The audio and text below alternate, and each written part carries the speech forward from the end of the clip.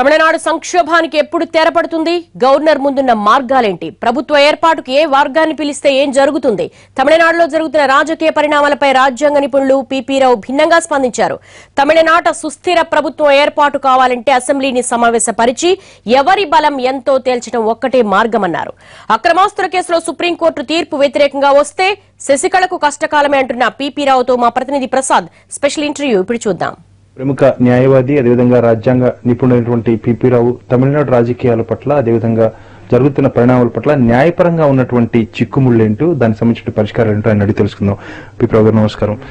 ప్రధానంగా ఇప్పుడు మీరు చూస్తున్నారు, గవర్నర్ని కలిసి శశికళ తనకు 130 మంది ఎమ్మెల్యేల బలం ఉందని చెప్తున్నారు. ఓ పక్క సుప్రీంకోర్టులో ఆమె ఆదాయానికి మించిన అక్రమాస్తుల కేసులో తీర్పు రానుంది అన్న అంశం కూడా బయటకు వస్తుంది. కాబట్టి ఈ నేపథ్యంలో గవర్నర్ నిర్వర్తించాల్సినటువంటి పాత్ర ఏంటి? గవర్నర్ బాధ్యత ఏమిటంటే ఒక సుస్థిరమైన ప్రభుత్వాన్ని ఏర్పాటు చేయడం. అది ఎవరు ఏర్పాటు చేయగలరో ఆ నాయకుడిని పిలిచి, నాయకుడు గారిని పిలిచి ఆ సమర్థతను గురించి తనకు పూర్తిగా విశ్వాసం కలిగిన తర్వాత అతన్ని చీఫ్ మినిస్టర్గా నియుక్తి చేయడం, అది అతని బాధ్యత. అది కానీ అది చేసేదానికి ఇప్పుడున్న పరిస్థితుల్లో ఆయన పన్నీర్సెల్వం ఆయన అంటాడు, నా దగ్గర బలం ఉంది, నేను చీఫ్ మినిస్టర్గా కంటెస్ట్ చేయగలను, గెలగలను ఆయన అంటున్నాడు. రాజీనామా ఒత్తిడి మీద చేశాను కాబట్టి అది నేను వాలంటరీ చేసింది కాదు, నాకు మద్దతుదారులు ఉన్నారు, నేను బలం చూపించగలను అంటాడు. ఈమె చెప్తున్న దగ్గర 130 మంది ఉన్నారు, ఆ లిస్టు కూడా తయారు చేసి పెట్టింది ఆమె. వాళ్ళు నా దగ్గర ఉన్నారని చెప్పని ఆమె చెప్తోంది. ఇటు పరిస్థితుల్లో ఆయన ముందు ఒక నిర్ణయానికి రావాలి. ఎవరికి ఎక్కువ మద్దతు ఉందా లేదా అనే విషయం మీద ఆయన దాన్ని బాగా అన్ని విషయాలు పరిశీలించి ఒక నిర్ణయానికి తీసుకోవాల్సి వస్తుంది. దానికి ఇంతవరకు మనం ఫాలో చేసిన పద్ధతి ఏమిటంటే, ముందు ఒక అభిప్రాయం రావడం, ఆ వ్యక్తిని నియమించడం ముఖ్యమంత్రిగా, తర్వాత కొద్ది రోజుల్లో మన నిరూపణ చేయమని చెప్పని అసెంబ్లీలో అది ఆదేశించడం జరుగుతుంది.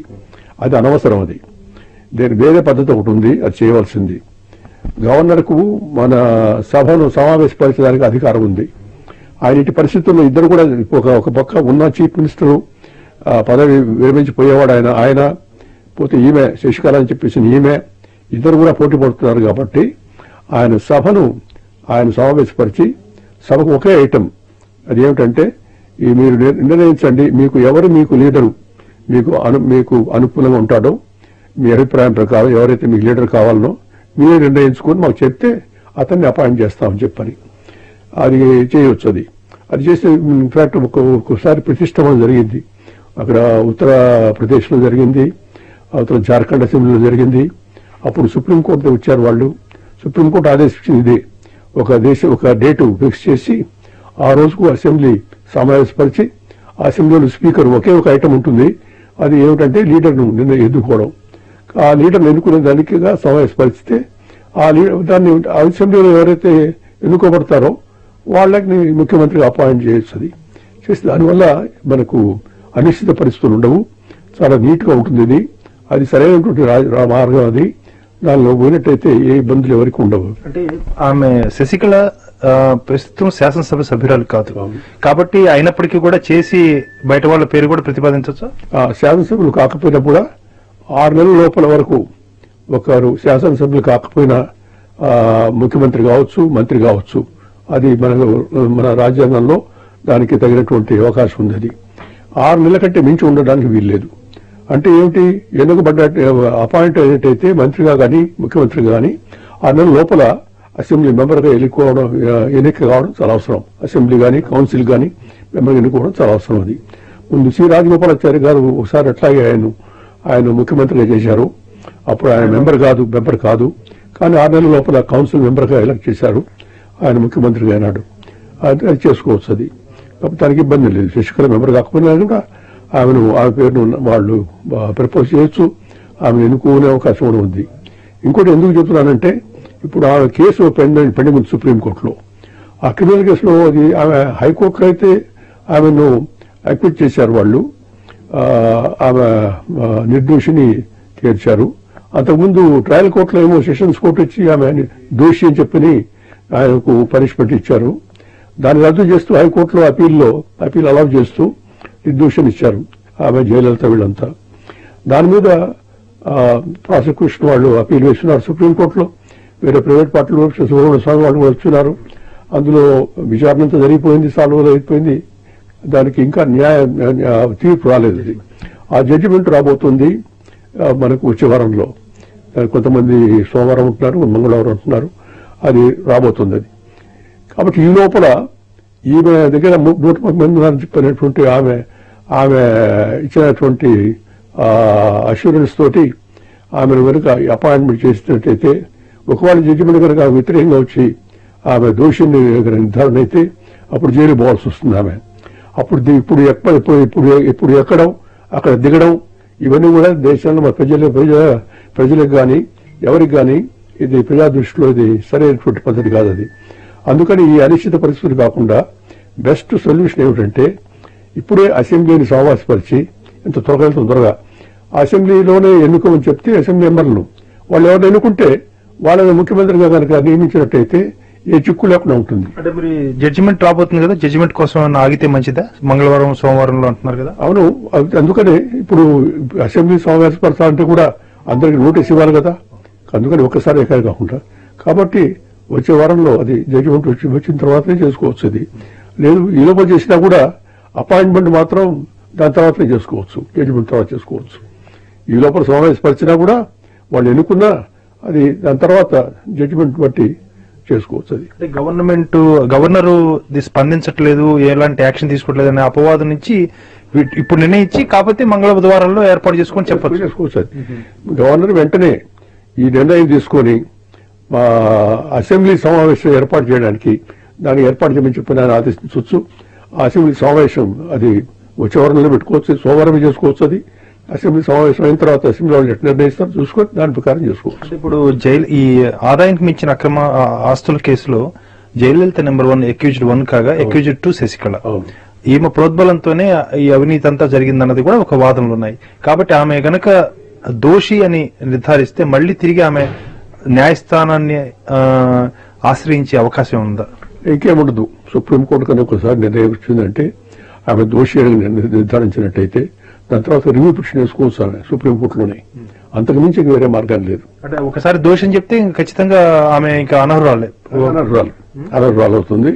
అందుకని వెంటనే ఇప్పుడు ముఖ్యమంత్రి కానీ మంత్రి కానీ అవకాశం ఉండదు, అది అసెంబ్లీ మెంబర్ కూడా అవకాశం ఉండదు. అది ఆమెకు సుప్రీంకోర్టు కనుక ఆ నిర్ణయాన్ని కనుక ఆమె ఛాలెంజ్ చేస్తున్నట్టయితే దాన్ని సుప్రీంకోర్టులోనే మన రివ్యూ పిటిషన్ వేసుకోవాలి. దానివల్ల మామూలుగా ఏం కాదు. అది రివ్యూ పిటిషన్ లో అన్ని కొట్టేస్తారు. ఎప్పుడో లక్షల్లో నోటు ఇస్తారు కానీ లేకుంటే కొట్టేస్తారు వాటిని. అందులో అవకాశం ఉండదు. అది ఆ రివ్యూ పిటిషన్ అయిన దాకా కూడా ఏమి చేయడానికి వీల్లేదు. అవి ఏ పదవిని కూడా గ్రహించడానికి వీల్లేదు. అందుకని ఇటు పరిస్థితుల్లో ఈ అన్ని పరిస్థితుల్లో బెస్ట్ సొల్యూషన్ వచ్చేసి అసెంబ్లీ సమావేశపరిచి అసెంబ్లీ అనేది తెలుసుకోవడం ముందు అది ముఖ్యమది. ఒక చిన్న అంటే సాంకేతికపరమైన అంశం, అభ్యంతరమైన అంశం ఏంటంటే ప్రజలేమో పన్నీర్ సెల్వాన్ని ముఖ్యమంత్రి కావాలని నినాదాలు ఇస్తున్నారు. అంటే కొలత లేదు, 100 మందా 50 మందా ఏర్పాటు చేసి కూడా అట్లా జిందాబాదులు చెప్పించుకోవచ్చు. కానీ ఎమ్మెల్యేలేమో ఆపక్షాన్ని ఉన్నారు. ఇలాంటి సంకట స్థితిలో ప్రజాస్వామ్యాన్ని పరిరక్షించే ప్రక్రియకు ఉన్న మార్గం ఏంటి?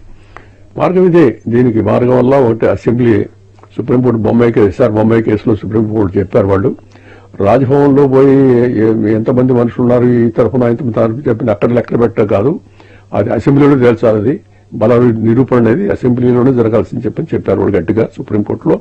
అది 9 మంది జడ్జెస్ అది న్యాయపీఠం.